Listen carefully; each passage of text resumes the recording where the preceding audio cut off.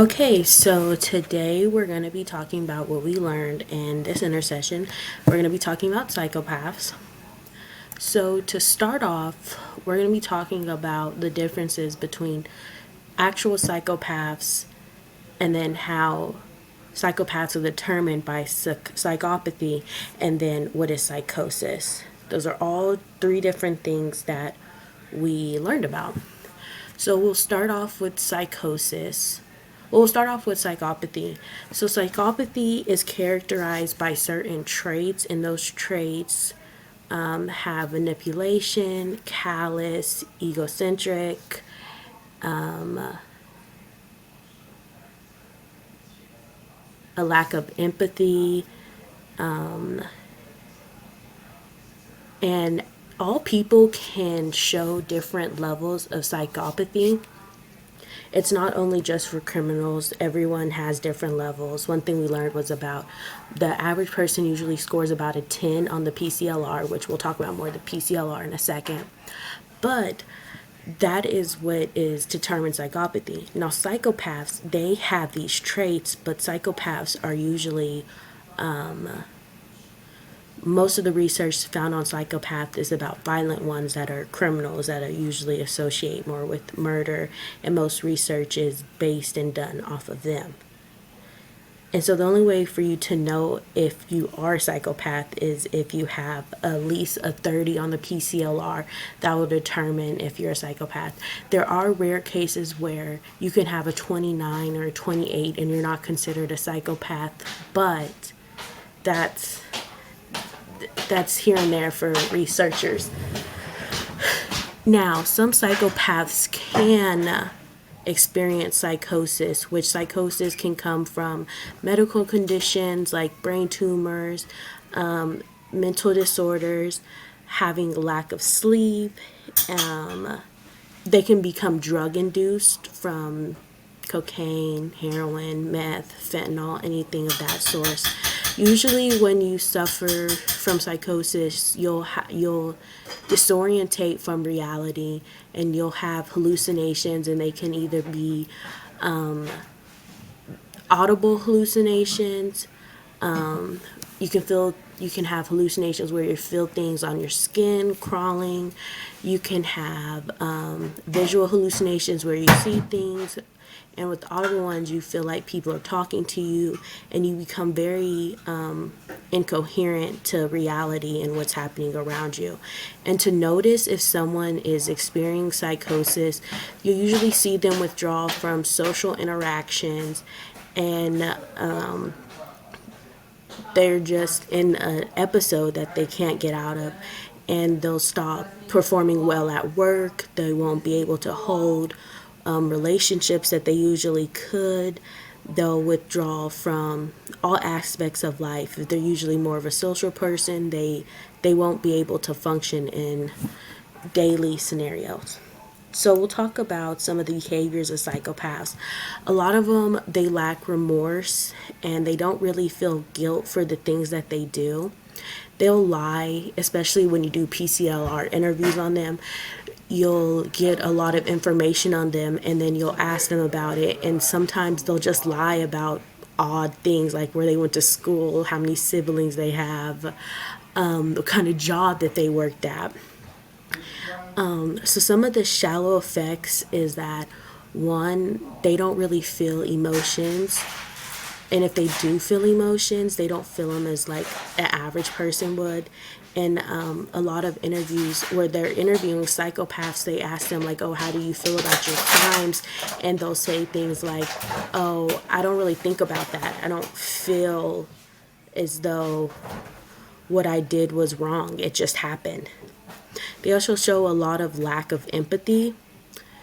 If you ask them like, oh, what are your names of your kids? They can't tell you the name of their kids. They don't care about what others think of them. They just live life, and it's me. Everything's about me. I don't care about what other people say. And especially when you give them interviews and you ask them about like their victims and everything that happened, they'll say, well, that was their fault for being there. Or they'll say things like, well, he should have been smart enough to know that I was a serial killer, or they should have known that obviously I wasn't a good person, and when I robbed their house, I was obviously going to hurt them. And then a parasitic lifestyle, they'll do this by leeching off of others.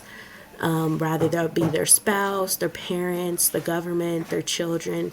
They are able-bodied humans that are able to work, but they choose not to. They also have poor behavioral controls, and the most extreme ones will have violent outbursts. So it's not recommended that you make them mad. And even though they do have like short extreme behaviors, they can just go back to what they were doing originally. They also have early childhood behaviors as not going to school, or be disruptive and violent in the classroom, throwing chairs and kicking teachers and like beating up the teachers. And it's not like, oh, a one-time occurrence. It's like it continuously happens. Like they have really high truancies, like they do not go to school.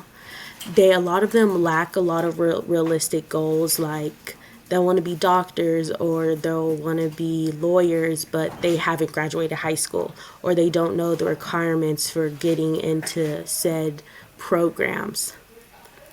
A lot of them also have a failure to accept responsibility, so they'll blame other people for their actions.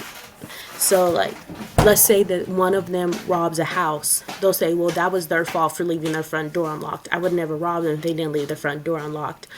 Or if they do something like shoot somebody in the foot, they'll say, well, they have health insurance. They can go get surgery and they'll be okay. And they also will show promiscuous sexual behaviors, rather that's cheating on their partners, or interacting in unsafe sex, like just having sex with a bunch of prostitutes and not wearing condoms and spreading STDs and all types of diseases.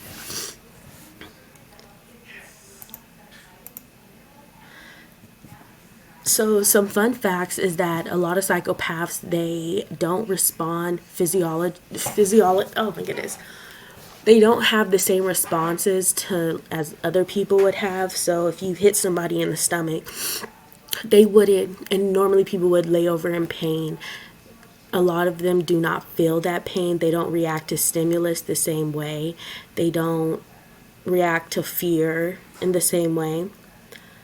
And a lot of them, they have odd ways of speaking. They don't they don't just have normal social cues not to say or do things. And to another way that they'll learn some of these social skills is observing others around them, and then they'll practice in the mirror, like smiling or crying or showing sad faces, and they'll practice to know how to respond. I would say one of the positives, I would say, of like having a high psychopathy would be you perform, certain jobs well. If you lack empathy, of course it's going to be easier to perform certain jobs, like political people, sometimes CEOs. You can't think about what's good for everyone. You can only think about, well, this is great for a lot of people, but for a couple, it's okay. It's the thought process of, well, you sacrifice a few for the greater good of everyone.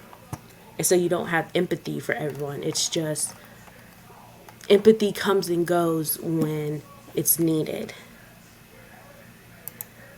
So in the justice system, they will use a lot of PCLR scores to determine parole for anyone, not just people who are actual psychopaths. They'll get the PCLR done, and even if they're not psychopaths, they still have a high level of psychopathy. That will determine for their parole hearing.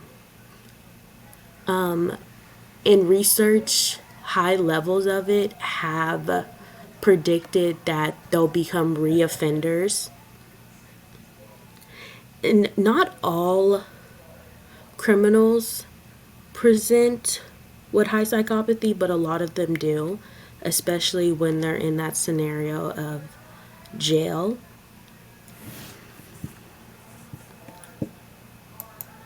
Oh, and then one of the articles was about the kind of the brain functioning and how there, in some studies, they're shown that brain lesions in the ventricle prefrontal cortex is also has some link to antisocial and criminal behaviors, but it's kind of a, depending on the researcher, it's kind of, it's undetermined right now if that is the direct link, but there is some studies that say there is a link.